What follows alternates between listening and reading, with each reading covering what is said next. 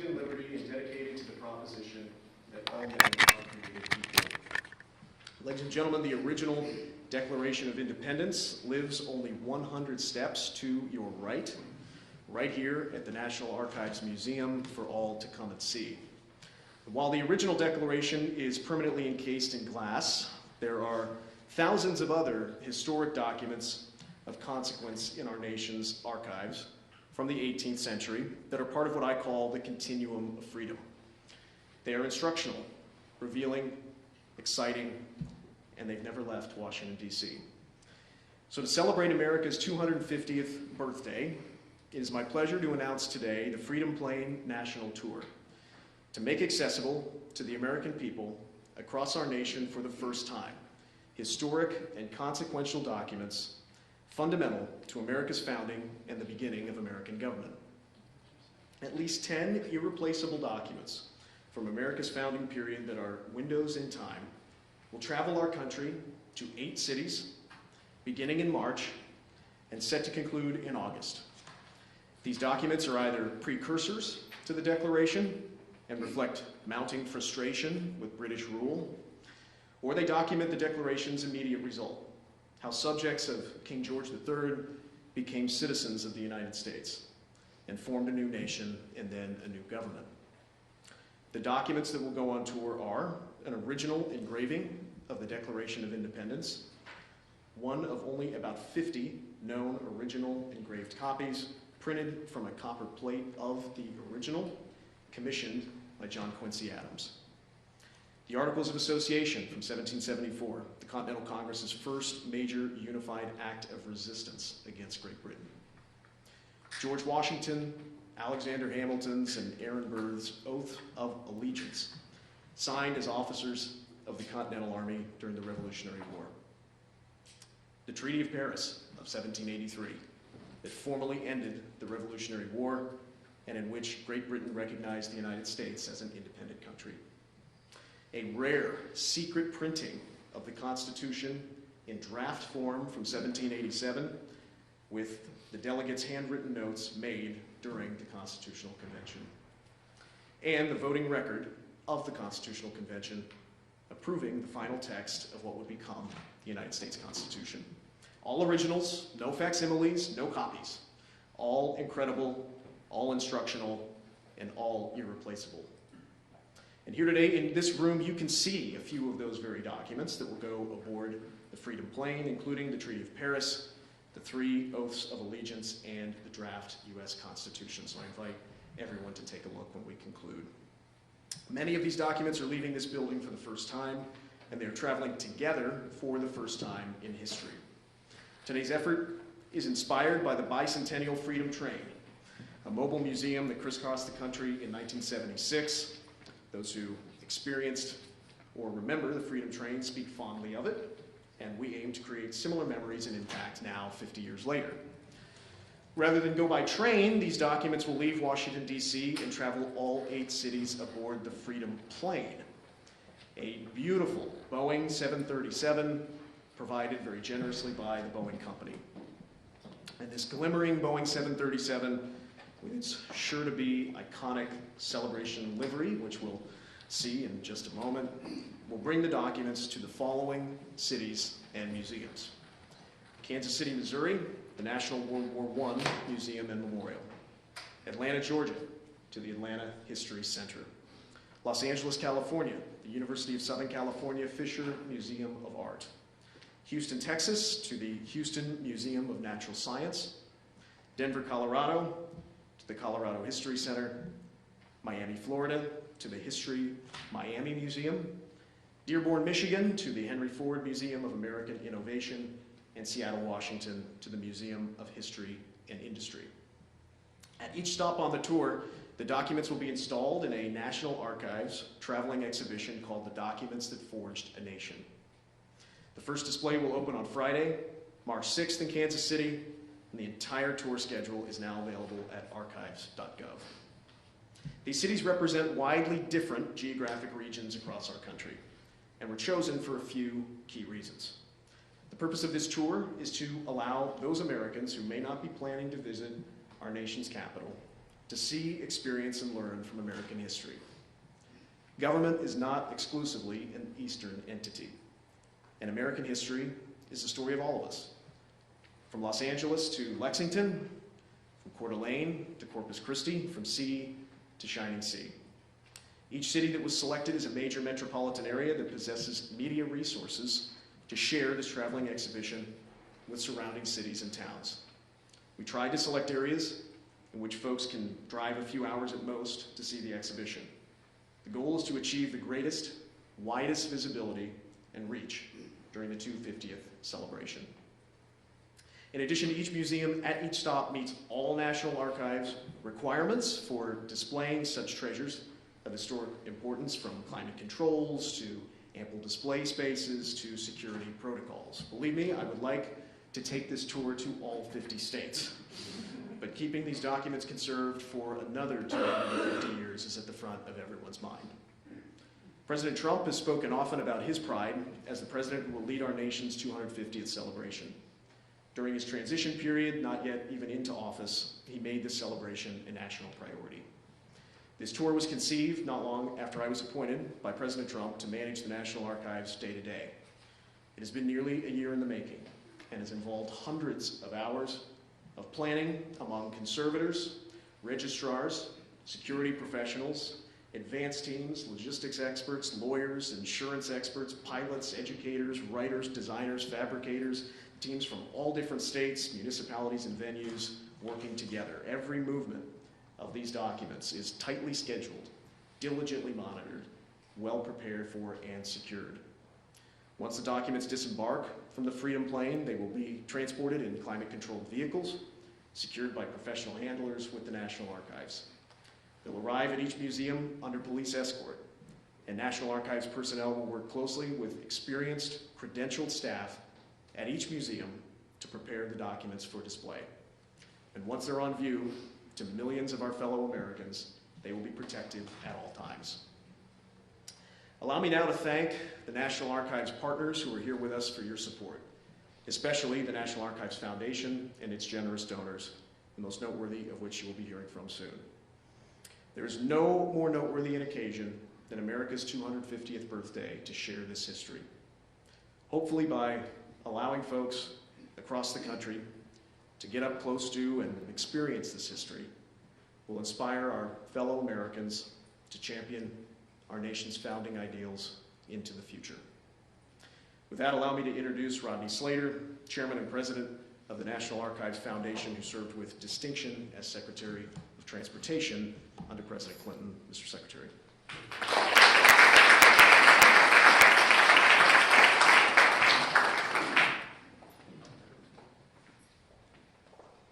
Thank you, Jim. Good morning. And on behalf of the Board of Directors of the National Archives Foundation, welcome to the National Archives. We have some members of the board here, and I'd like to just mention them.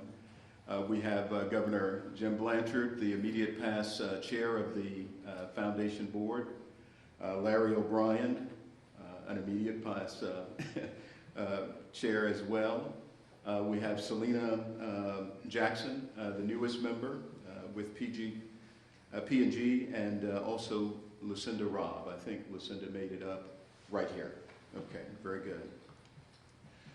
The foundation is the non-profit, programmatic, and philanthropic partner of the National Archives, helping to bring billions of holdings that represent the fabric of our shared American story to life through exhibits and special events, civic engagement, and more. As we move into this banner year, the 250th anniversary of our nation's founding, it is more critical than ever to give Americans a chance to get up close and personal with their nation's history, especially as pertains to this pivotal founding era that we're focused on. Those of us based in Washington, D.C. can be a bit spoiled. We can come to this marvelous building and sit among the charters of freedom as we please. But not every American gets that incredible privilege, and that's why we've gathered here today.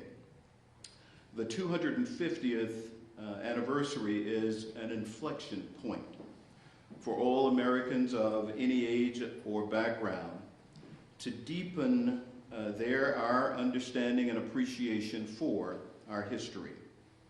We at the Foundation saw this inflection point, this opportunity, as an occasion to ensure that this experience was not just limited to those who live in and around Washington, D.C., but would be of the enjoyed privilege of those across this great land, as has been said, from sea to shining sea. What started as a simple idea, making the founding more accessible, has blossomed into this ambitious endeavor. The Freedom Plane National Tour, documents that forged a nation. As Jim mentioned, this initiative was inspired by the bicentennial Freedom Train. And it will give countless Americans from coast to coast a rare chance to view National Archives records that declared freedom, that won the war, and that forged a constitutional democracy.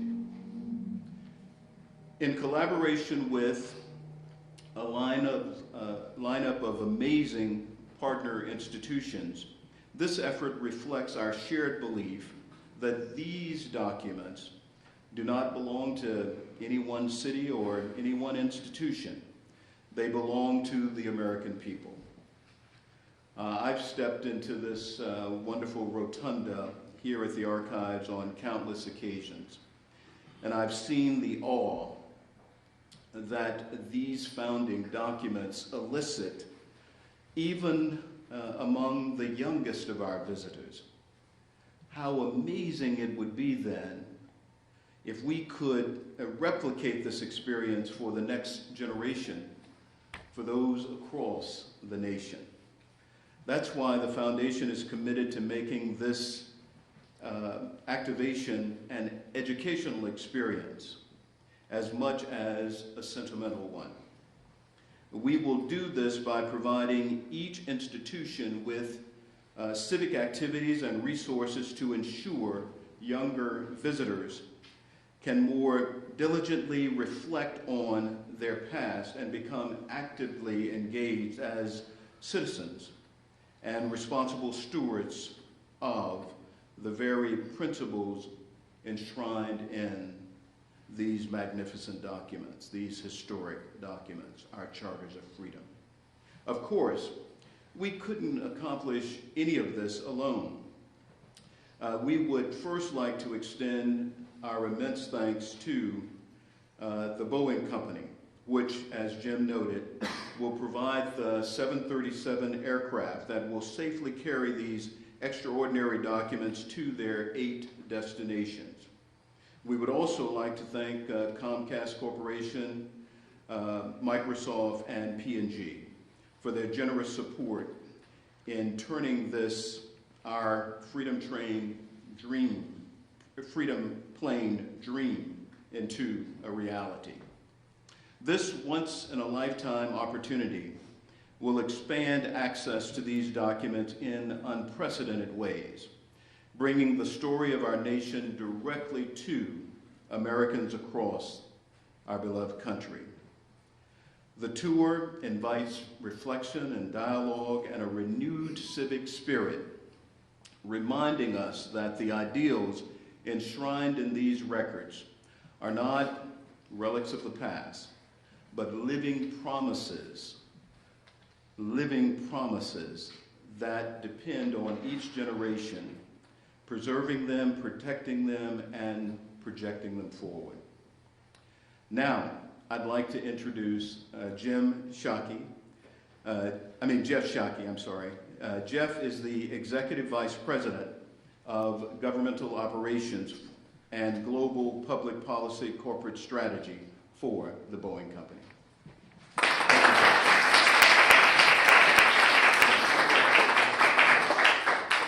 All right, well, thank you, Secretary Slater. What an awesome day it is to be with everybody here this morning. I want to start by expressing gratitude to the Archives and the Foundation for their important work to preserve, protect, and share Americans' history. Boeing's partnership with the Foundation dates back more than 20 years, and we are excited to continue our partnership through the Freedom Plane National Tour. Just as flight connects people and places, the Freedom Plane National Tour will connect Americans to the ideas and sacrifices that forged our country. These historic and consequential documents, which are fundamental to America's founding, will travel the U.S. in a commemorative Boeing 737 Freedom plane that you will see here shortly. We chose the 737 because of the important role it has played in aviation history. It's the plane that helped make travel more affordable and accessible, and it's carried more than 30 billion passengers over the last 60 years. And now, as we celebrate America's 250th anniversary, this iconic plane will make some of the most important documents in American history more accessible to communities throughout the United States, all the way from the eastern seaboard through the heartland and the Rocky Mountains to the Pacific coast.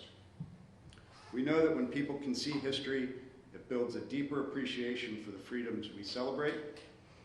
Thank you to the Archives Foundation, the National Archives, and everyone who made the Freedom Plane National Tour possible, including President Trump and Secretary Rubio, and leaders throughout this administration. Boeing is proud to be part of this special celebration of America's 250th anniversary, or as Jim said, semi-quincentennial. Bicentennial is easier. We all have to do a little practice. So with that, I'm going to turn it back to Jim.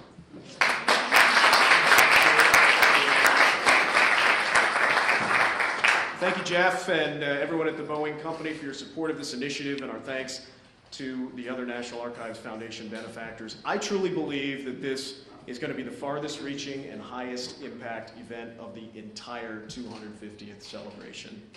So we're going to show you now the Freedom Plane, and I'd like to invite you all to continue to stay in touch with the National Archives as we ready for the plane's christening and first departure out of Ronald Reagan Washington National Airport on March the 2nd. Bring that camera Thank down. you all.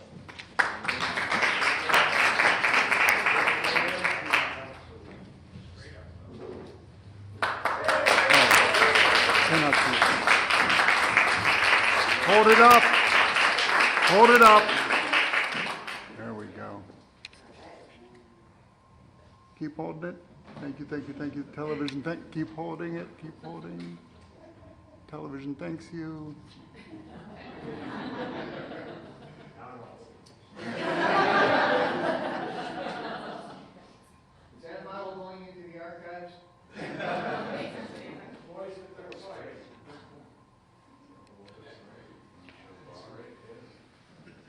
There's a little branding on the bottom. It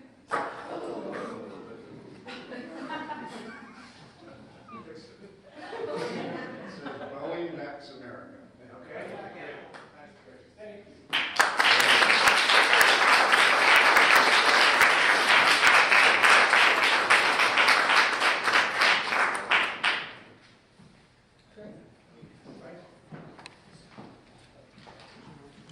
We are adjourned.